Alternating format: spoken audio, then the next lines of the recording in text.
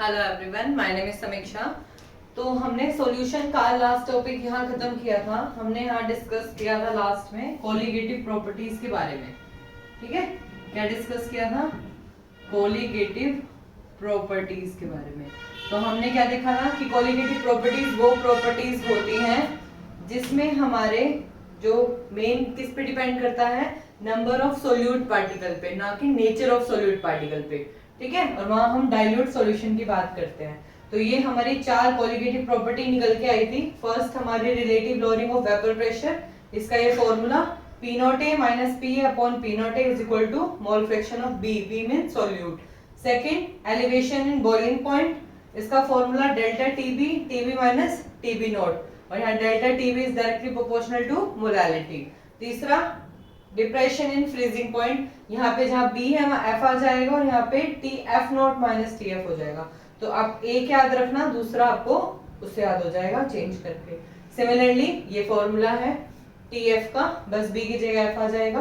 फिर लास्ट हमने बात की थी ऑस्मोटिक प्रेशर की, pi is equal to C R T, C is concentration, R refers to universal gas constant and T is temperature. तो ये थी हमारी चार कोलिगेटिव प्रॉपर्टी। तो वहां भी मैंने पहले पिछले वीडियो में एक बात बताई थी कि इन चारों कोलिगेटिव प्रॉपर्टी ये वहां लगेंगी जहां पे हमारे नॉन इलेक्ट्रोलाइट की बात होगी। ठीक है, नॉन इलेक्ट्रोलाइट्स, इलेक्ट्रोलाइट्स। ठीक है, नॉन इलेक्ट्रोलाइट कौन से होते हैं? जो डिसोशिएट नहीं करते। मतलब अगर तुम किसी सोल्यूट को पानी के अंदर डालोगे तो वो डिसोशिएट नहीं करेंगे, तो वो कौन से होते हैं? हमारे नॉन इलेक्ट्रोलाइट। जैसे हमने यूरिया, सुक्रोज, ग्लूकोज, ठीक है, ये सारे हमारे ऐसे होते हैं जो कि पानी में डिसॉल्व तो हो जाते हैं लेकिन वहां जाके डिसोशिएट नहीं होते, मतलब आयंस में नहीं टूटते जाके। ठीक है, तो अब हम जो हमारा लास्ट टॉपिक है उसका नाम है वान हॉफ फैक्टर। ठीक है, वान हॉफ फैक्टर। तो इन्होंने जो वान हॉफ ने बात किसकी की थी? इलेक्ट्रोलाइट्स की, कि अगर मेरे सॉल्यूशन में जो मैं सोल्यूट डाल रही हूँ वो मेरा इलेक्ट्रोलाइट हो, मतलब ऐसा कुछ हो जो पानी में जाके डिसोशिएट कर जाए, like NaCl, Na plus Cl minus में टूट जाएगा ना, Na प्लस Cl माइनस में टूट जाएगा, MgCl2, ठीक है, Mg2 प्लस और 2Cl माइनस में टूट जाएगा। इसका 1 मोल, इसके 2 मोल, ये 1-1 मोल। ठीक है, तो कहने का मतलब क्या है, इन्होंने बात की थी अगर मैं electrolyte as a solute use करूं तो मेरी ये चारों कोलिगेटिव प्रॉपर्टी जो कैलकुलेट होके आंसर दे रही थी वो ऑब्जर्व्ड वाले से अलग आएगी। ठीक है, मतलब कि जो मेरी पहले कैलकुलेटेड, इसको मैंने इसमें फॉर्मूले में सारी वैल्यूज पुट करी और कैलकुलेट किया। ठीक है, कैलकुलेट करी कोलिगेटिव प्रॉपर्टी, वो जो आंसर आएगा और वान टू फैक्टर अगर ऐसा कुछ इलेक्ट्रोलाइट है और उसको डालने के बाद जो मैं आंसर लेके आऊंगी वो कभी भी इक्वल नहीं आएंगे। ऑब्जर्व्ड वाली, ठीक है, जो मैं ऑब्जर्व करूंगी वो कोलिगेटिव प्रॉपर्टी और कैलकुलेटेड कोलिगेटिव प्रॉपर्टी कभी भी इक्वल नहीं होंगे। ये वान टू फैक्टर ने बोला था, या इससे ज्यादा होगा या इससे कम होगा। तो वान टू फैक्टर दो चीजों की बात करता है, डिसोसिएशन और एसोसिएशन। या तो ये ऐसे इलेक्ट्रोलाइट होंगे जो टूट जाएंगे या ऐसे इलेक्ट्रोलाइट होंगे जो जुड़ जाएंगे, ऐसे भी होते हैं। ठीक है, जितने भी हमारे एसिड्स होते हैं, ठीक है, एसिड्स होते हैं हमारे, जैसे CH3 COOH हमारा एसिटिक एसिड है, तो ये क्या कर लेता है? डाइमर बन जाता है, डाइमराइजेशन कर लेता है। जैसे हम इसको पानी में डिसॉल्व करते हैं तो हाइड्रोजन बॉन्डिंग हो जाती है उनके मॉलिक्यूल के बीच में, डालेंगे तो हम 2 मिलेगा हमें 1, CH3 COOH। तो ये जो ऊपर वाले मैंने जितने भी एग्जांपल दिए थे वो सब थे डिसोसिएशन के। ठीक है, अभी मैं अच्छे से क्लियर लिखूंगी सारी बातें। ये बात है डिसोसिएशन की और ये हमारा हो गया एसोसिएशन। ठीक है, तो वान टू फैक्टर दो बातें करेगा। अभी तक हम जो चारों कोलिगेटिव प्रॉपर्टी लगा रहे थे वो सही आंसर तब देंगे जब हमारे नॉन इलेक्ट्रोलाइट होंगे, लेकिन जैसे ही तुम्हें क्वेश्चन में इलेक्ट्रोलाइट दिख जाए ऐसे जो कि पानी में जाके डिसॉल्व होके टूट रहे हैं, तब हमारी ये जो कोलिगेटिव प्रॉपर्टी से कैलकुलेट आंसर आएगा वो ऑब्जर्व्ड वाले से कभी भी सिमिलर नहीं आएगा, इसका ध्यान रखना। तो यहाँ पे हम बात करेंगे डिसोसिएशन, एसोसिएशन और वान टू फैक्टर से कैसे रिलेट करते हैं। ठीक है, ये नोट हो गया? ठीक है,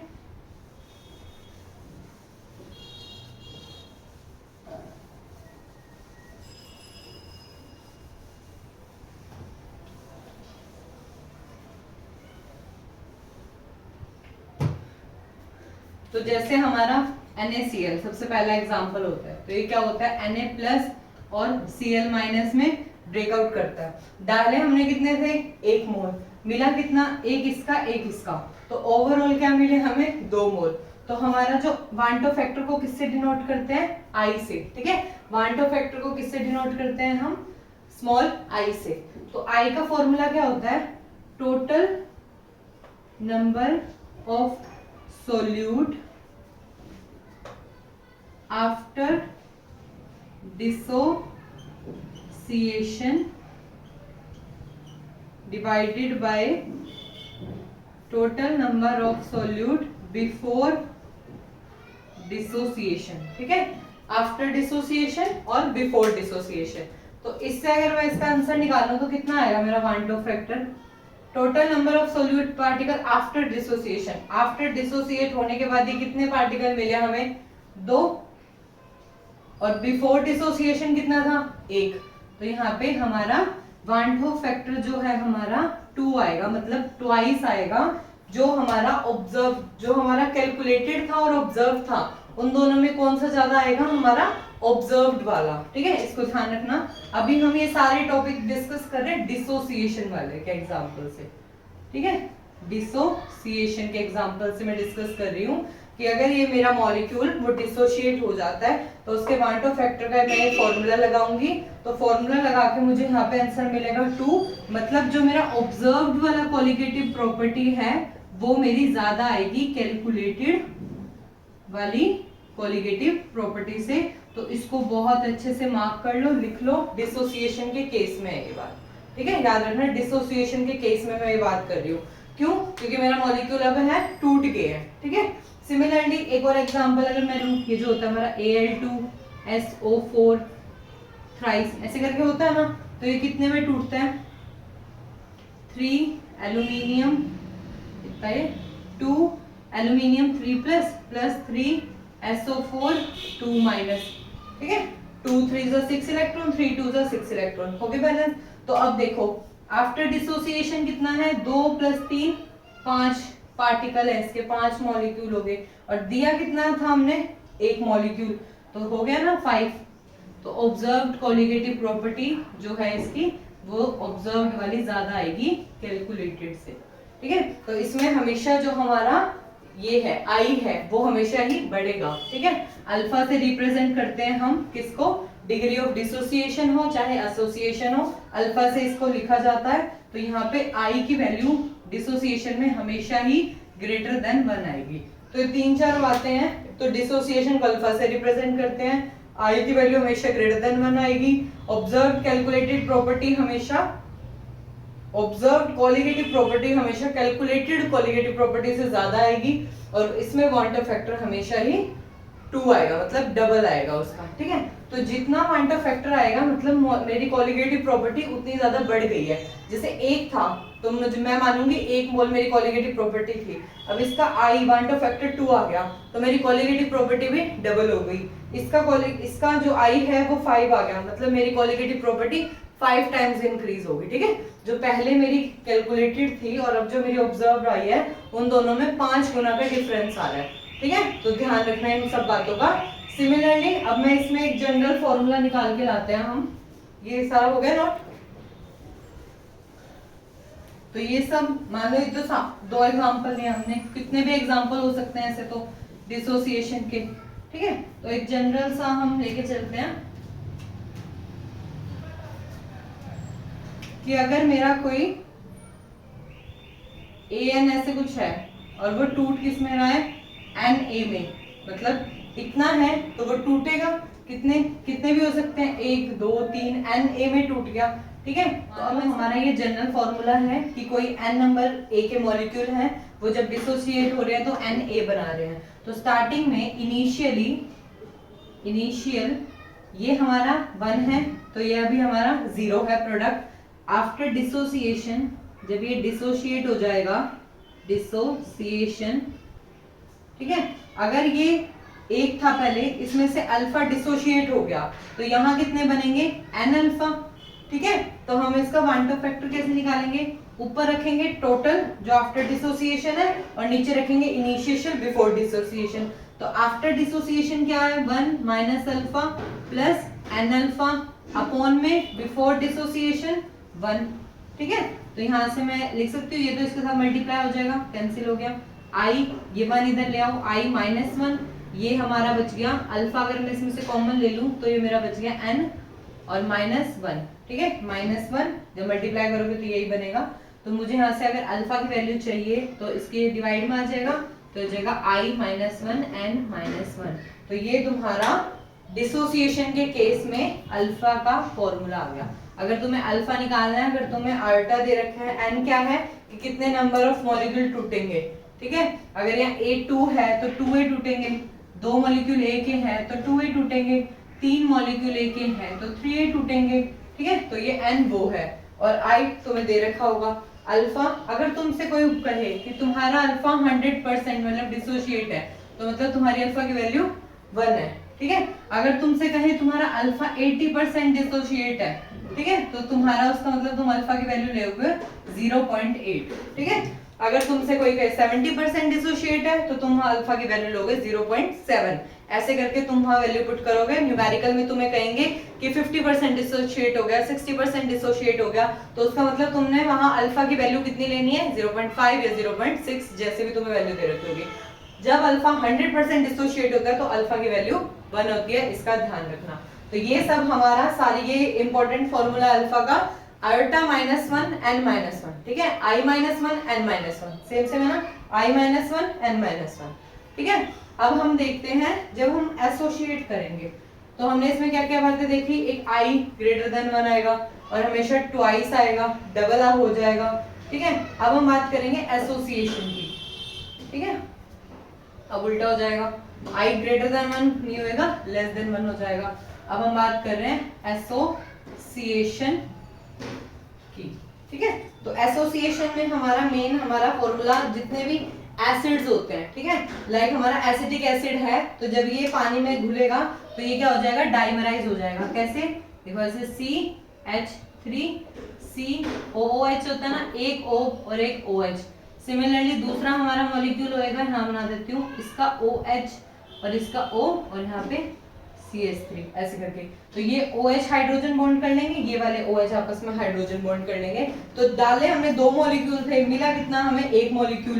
तो अगर मैं इसकी I की वैल्यू निकालूं कि ऊपर क्या लिखते हैं आफ्टर डिसोसिएशन कितना है 1 मॉलिक्यूल, नीचे क्या लिखते हैं बिफोर डिसोसिएशन मतलब 2, तो कितना आया मेरा 1/2 मतलब 0.5।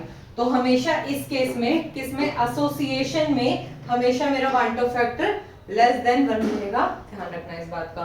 ठीक है, तो अब मुझे क्या करना है, अब मेरा जो केस चलेगा वो चलेगा मेरा एसोसिएशन का। ठीक है, ये फॉर्मूला याद रखना, I माइनस 1 N माइनस 1 रट लो इसे। तो देखो अब हमें क्या करना है, एसोसिएट करना है। तो हमें क्या करना पड़ेगा, मान लो n अल्फा हमारे हैं तो वो इकट्ठे होके 1 बन गया।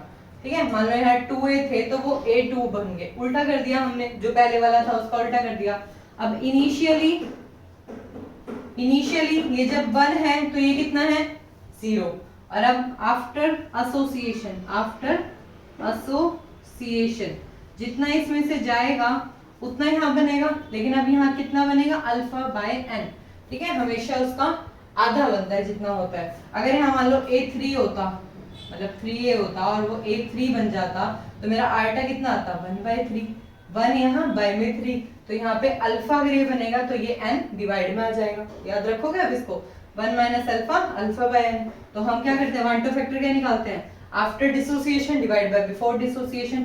आफ्टर में आएगा 1 minus alpha plus alpha by n divide by initially 1 था, ये इसके साथ मल्टीप्लाई होकर 1 इधर आ जाएगा, ये आयोटा माइनस 1 हो जाएगा। ये मेरा कितना बचा, अगर मैं इसमें से अल्फा कॉमन लूं तो हो जाएगा 1/n माइनस 1।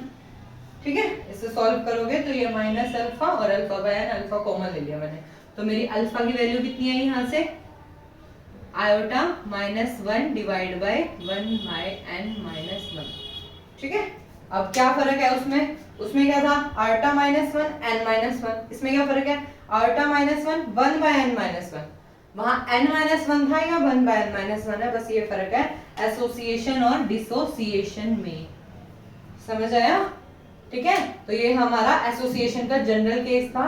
चाहे तुम्हारे यहाँ कितने भी मॉलिक्यूल हो, जब वो एसोसिएट होंगे तो वहां से तुम अल्फा वही सेम 80% है तो 0.8, ठीक है, आयोटा की वैल्यू लेस देन 1 रही आएगी इसमें, इस केस में n मतलब कितने नंबर ऑफ मॉलिक्यूल्स आपस में एसोसिएट हुए हैं, ठीक है, तो ये तुम्हारे एसोसिएशन का केस हो गया। तो याद रहेगा। अब ये सारा वाइंड अप करते हैं, एसोसिएशन डिसोसिएशन ये सब था, ठीक है। ये तुम्हारा आ गया एसोसिएशन का फॉर्मूला, और इससे पहले हमने क्या देखा था, डिसोसिएशन का फॉर्मूला, ठीक है। तो ये था तुम्हारा एसोसिएशन, और इससे पहले हमने क्या देखा था, डिसोसिएशन। क्या फॉर्मूला था, बोलो साथ में, I-1 अपॉन n-1, ये फर्क था, ठीक है। तो इसे रटना नहीं है, ऐसे करके देख लेना, इतने हैं जुड़े हैं, स्टार्टिंग में अल्फा है तो 0, 1 माइनस अल्फा, अल्फा वो सब जो सेटअप किया था वो करके भी देख सकते हो तुम किसी के लिए भी, ठीक है। तो वहां से तुम्हारा ये दो आंसर आ जाएंगे, ठीक है, डिसोसिएशन एसोसिएशन इनके बारे में। तो हमारा जितने भी अब कॉलिगेटिव प्रॉपर्टी थी, ठीक है। अब अगर एसोसिएशन में बात करूं तो मेरी कैलकुलेटेड वाली ज्यादा आएगी ऑब्जर्व्ड वाले से।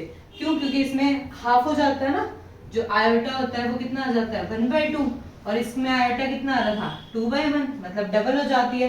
तो इसमें जो ऑब्जर्व्ड वाली है वो ज्यादा आती है कैलकुलेटेड वाले से, ठीक है। इसमें i ग्रेटर देन 1, इसमें i लेस देन 1। तो ये 3-4 बातें हैं, इन्हें बहुत अच्छे से लर्न कर लेना, रटोगे तो क्या, ठीक है। तो इन्हें अच्छे से लर्न कर लेना। ये हमारा डिसोसिएशन, ये हमारा एसोसिएशन, ठीक है। उसके बाद इससे पहले एक वैसे छोटा सा टॉपिक और था जिसमें तुम बात करते हो अब नॉर्मल मॉलिक्यूलर मास, ठीक है। मतलब जो तुम्हारा मॉलिक्यूलर मास आएगा उससे या तो ज्यादा आंसर आ रहा है या कम आंसर आ रहा है, कब, वही जब डिसोसिएशन हो रहा है या एसोसिएशन हो रहा है। डिसोशिएट होएगा तो ज्यादा मॉलिक्यूलर मास आएगा, एसोसिएट होएगा तो कम मॉलिक्यूलर मास आएगा। तो जो हमारा एक्चुअल मॉलिक्यूलर मास होना चाहिए बिफोर डिसोसिएशन, तो आफ्टर डिसोसिएशन या तो वो ज्यादा होगा या वो कम होएगा, ठीक है। उसको कहते हैं हमारा एबनॉर्मल मॉलिक्यूलर मास, ठीक है। तो यहां से हमारा एक तो हमारा I का फॉर्मूला क्या होता है कि total number of solute after dissociation या एसोसिएशन, ठीक है, डिसोसिएशन या association divide by total number of solute before dissociation. इसको याद रखने का एक तरीका क्या है, A पहले आता है ना, A और B, ठीक है, A/B ऐसे लर्न कर सकते हो। तो तुम्हारा ये वाला फॉर्मूला हो गया कि total number of solute after dissociation divide by total number of solute before dissociation, ठीक है। तो ये जो I है ना, तो इसका मेन काम क्या है कि जो तुम कैलकुलेट करके लाए हो कॉलिगेटिव प्रॉपर्टी को, अगर तुम इससे मल्टीप्लाई कर दोगे तो तुम्हारी ऑब्जर्व्ड वाली भी सही हो जाएगी, ठीक है। कहने का मतलब क्या है कि जो हमने 4 कॉलिगेटिव प्रॉपर्टी देखी थी, कौन कौन सी देखी थी, फर्स्ट क्या थी, relative lowering of vapour pressure, P0A by PA upon P0A equals to mole fraction of solute, ठीक है। अगर तुम इसको आयोटा से मल्टीप्लाई कर देते हो तो अब तुम्हारा जो क्या निकाल रहे हो इलेक्ट्रोलाइट के लिए, जो तुम कॉलिगेटिव प्रॉपर्टी निकाल रहे हो, अब वो सही आंसर देगी जो तुम्हारी पहले दे रही थी, ठीक है। जो इलेक्ट्रोलाइट के केस में आएगी, जो ऑब्जर्व्ड और कैलकुलेटेड वाली अब इक्वल आएगी, कब, जब तुम इसे इस वांट ऑफ फैक्टर से मल्टीप्लाई करोगे। सिमिलरली चारों कॉलिगेटिव प्रॉपर्टी में यही करना है तुम्हें। Delta TB is equal to क्या होता है, KB इंटू M, तो यहाँ भी तुम I से मल्टीप्लाई कर दो। Delta TF is equal to KF into M, यहाँ भी तुम क्वांटम फैक्टर से मल्टीप्लाई कर दो। फोर्थ वन होती है pi is equal to CRT, तो यहाँ भी तुम आयोटा से मल्टीप्लाई कर दो। तो इन सब से कंक्लूजन, एक और फॉर्मूला इसका क्या निकल के आता है, जो I है हमारा वो क्या होएगा हमारा OC, ठीक है, ऑब्जर्व्ड कोलिगेटिव प्रॉपर्टी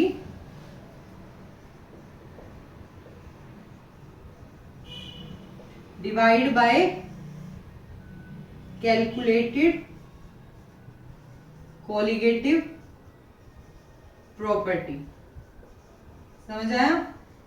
जो हम पीछे चारों कॉलिगेटिव प्रॉपर्टी लगा के कैलकुलेट कर रहे थे, अगर तुम उसको आयोटा से मल्टीप्लाई कर देते हो तो तुम्हारी ऑब्जर्व्ड कॉलिगेटिव प्रॉपर्टी के इक्वल आ जाएगी। इसीलिए इन सबको तुम्हें आयोटा से मल्टीप्लाई करना पड़ा। ठीक है, तो एक हमारा ये फॉर्मूला यहाँ से आता है। ध्यान रखना, ऊपर O है, नीचे C है, OC से याद कर लेना। ठीक है, OC, और इसको AB। ठीक है, A/B, और यहाँ है O/C, observe divide by calculated. एक और, ये जो एबनॉर्मल मॉलिक्यूलर मास है, तो कभी क्या आ रहा है, कम आ रहा है, कभी ज्यादा आ रहा है। तो यहाँ पे एक और वांटो फैक्टर का क्या रोल होता है कि वांटो फैक्टर को जब तुम एबनॉर्मल मॉलिक्यूलर मास से मल्टीप्लाई करोगे तो तुम्हारा नॉर्मल वाला आंसर आ जाएगा। कहने का क्या मतलब है, इसका फॉर्मूला क्या हो जाएगा, normal molecular mass divide by abnormal molecular mass. ये तुम्हारा आ गया थर्ड फॉर्मूला। इसका क्या रोल है, जब तुम एबनॉर्मल मॉलिक्यूलर मास जो तुम्हारा आया है उसको तुम वांटो फैक्टर से मल्टीप्लाई कर दोगे तो तुम्हारा नॉर्मल मॉलिक्यूलर मास आ जाएगा। डिसोसिएशन हुआ तो 2 से मल्टीप्लाई कर देना, एसोसिएशन हुआ तो 0.5 से मल्टीप्लाई कर देना। ठीक है, तो ये तुम्हारे 3 जो तुम्हारे फॉर्मूले होते हैं आयोटा के। तो आयोटा का काम समझ आया क्या होता है, जो तुम्हारा नॉर्मल नहीं होता उसको नॉर्मल करना। ठीक है, अगर जो तुम्हारी कैलकुलेटेड कॉलिगेटिव प्रॉपर्टी आ रही थी उसको तुम वांटो फैक्टर से मल्टीप्लाई कर देते हो तो वही आएगी जो तुमने ऑब्जर्व करी थी। ठीक है, अपन ने देखा था ना, डिसोसिएशन में ऑब्जर्व वाली ज्यादा आ रही थी, एसोसिएशन में कैलकुलेटेड वाली ज्यादा आ रही थी। तो इन्हीं को तो ठीक करना है, कैलकुलेटेड और ऑब्जर्व को इक्वल करने के लिए इस आयोटा का काम पड़ा। तो इसको याद रखना, आफ्टर बिफोर OC ऑब्जर्व्ड और कैलकुलेटेड, और ये हो जाएगा तुम्हारा N/A। ना होता ना, नहीं करना ना। ठीक है, normal molecular mass divide by abnormal molecular mass. तो ये तुम्हारा, तुम इसका स्क्रीनशॉट ले सकते हो। ये तुम्हारे 3 फॉर्मूले हो गए आयोटा के, ये तुम्हारी 4 कॉलिगेटिव प्रॉपर्टीज हो गई जिसको तुमने आयोटा से मल्टीप्लाई करके बिल्कुल सही कर दिया है। ठीक है, और ये तुम्हारा डिसोसिएशन और एसोसिएशन, तो तुम इसका स्क्रीनशॉट ले सकते हो। और ये तुम्हारा चैप्टर यहाँ पे खत्म हुआ है।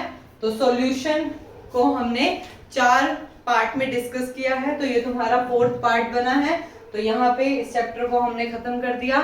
तो फिजिकल के मैं तीनों ही चैप्टर अपलोड कर चुकी हूँ, electro, chemical kinetics and then solution हमारा कंप्लीट हो गया है। अब हम नेक्स्ट जाएंगे इनऑर्गेनिक केमिस्ट्री पे, जिसमें हम डी एंड एफ ब्लॉक और कोऑर्डिनेशन को बहुत अच्छे से पढ़ेंगे, डीपली अच्छे से निमोनिक्स के साथ मजे लेके पढ़ेंगे। तो ऐसी वीडियोस देखने के लिए मेरे चैनल को सब्सक्राइब करो, लाइक करो। Thank you.